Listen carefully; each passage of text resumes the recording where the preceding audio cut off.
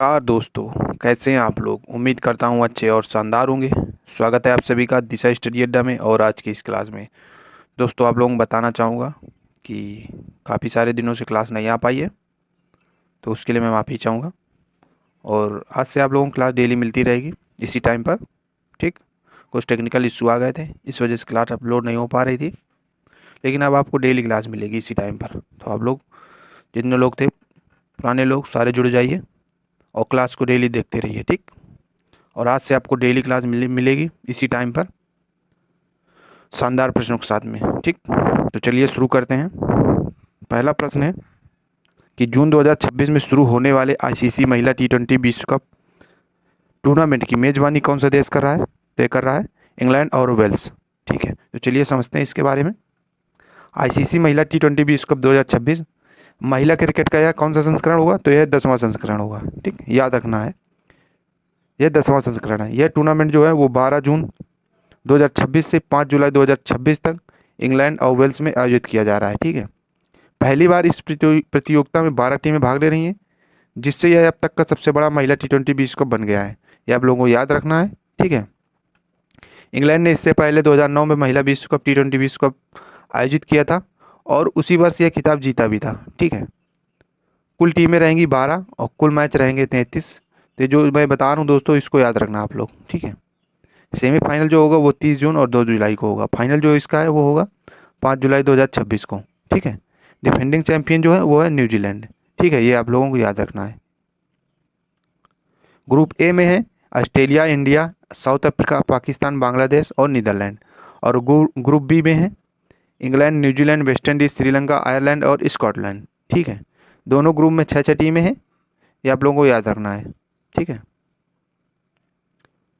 और अभी हाल ही में 14 जून जो था, तो उसमें भारत और पाकिस्तान का मैच हुआ, जिसमें भारत ने पाकिस्तान को हरा दिया है। ठीक है, और भारत की जो कप्तान है हरमनप्रीत कौर, वह कप्तानी कर रही हैं अपने भारतीय टीम की। ठीक है, ये आप लोगों को याद रखना है। आप लोगों से पूछ लेता है कि महिला टी20 विश्व कप 2026 की डिफेंडिंग चैंपियन कौन है, तो आप लोगों को न्यूजीलैंड बताना है। ठीक है, न्यूजीलैंड टीम है। नेक्स्ट क्वेश्चन होगा, जून 2026 में 13वें ब्रिक्स शहरीकरण मंच की मेजबानी किस देश शहर ने की है, तो यह की है नई दिल्ली ने। ठीक, नेक्स्ट क्वेश्चन होगा, जून 2026 में नई दिल्ली में आयोजित नीति आयोग की 11वीं गवर्निंग काउंसिल की बैठक की अध्यक्षता किसने की है, तो यह की है नरेंद्र मोदी ने। ठीक, नेक्स्ट क्वेश्चन होगा, जुलाई 2026 में श्रीलंका के दौरे के लिए भारतीय अंडर-19 पुरुष क्रिकेट टीम का कप्तान किसे नामित किया गया है, तो नामित किया गया है यशवर्धन सिंह चौहान को। ठीक है, अंडर-19 जो कि श्रीलंका का दौरा करेगी। नेक्स्ट क्वेश्चन होगा, नवीन और नवीकरणीय ऊर्जा मंत्रालय के अनुसार जून 2026 तक पीएम सूर्य घर मुफ्त बिजली योजना के तहत कुल कितने सोलर रूफटॉप कनेक्शन लगाए जा चुके हैं, तो 40 लाख लगभग। नेक्स्ट क्वेश्चन होगा, जून 2026 में आयोजित 13वें ब्रिक्स शहरीकरण मंच का विषय थीम क्या है, तो है cities for people, BRICS corporation for inclusive and resilient urban future. ठीक है, लोगों के लिए शहर, समावेशी और लचीले शहरी भविष्य के लिए ब्रिक्स सहयोग। ठीक, नेक्स्ट क्वेश्चन होगा, विश्व बैंक की जून 2026 की रिपोर्ट के अनुसार वर्ष 2026 के लिए अनुमानित वैश्विक आर्थिक विकास दर क्या है, तो यह 2.5%। ठीक, भारत की। नेक्स्ट क्वेश्चन होगा, हाल ही में 49 वर्ष की आयु में जसपाल राणा का निधन हो गया, उनका संबंध किस खेल से था, तो वह एक निशानेबाजी से इनका संबंध था, वह निशानेबाज थे। ठीक है, इनका हाल ही में निधन हो गया है।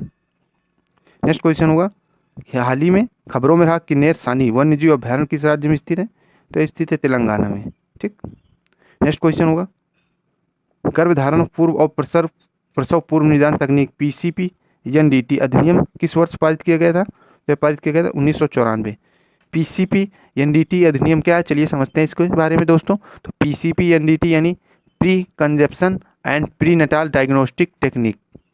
ठीक है, prohibition of sex selection act 1994 यानी गर्भाधान पूर्व एवं प्रसव पूर्व नैदानिक तकनीक लिंग चयन प्रतिषेध अधिनियम 1994।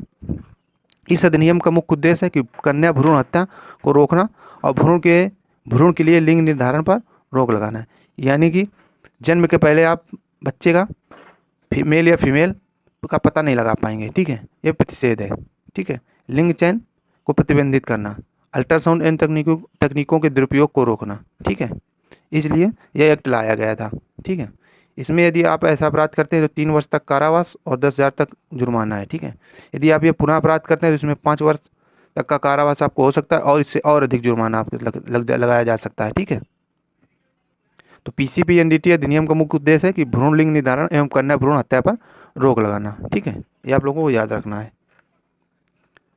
नेक्स्ट क्वेश्चन होगा, भारत में एनआरआई बैंकिंग के संदर्भ में एफसीएनआर का पूर्ण रूप क्या है? तो एफसीएनआर का पूर्ण रूप है फॉरेन करेंसी नॉन रेजिडेंस। ठीक है, एफसीएनआर का फुल फॉर्म है ये, फॉरेन करेंसी नॉन रेजिडेंट। ये आप लोगों को याद रखना है।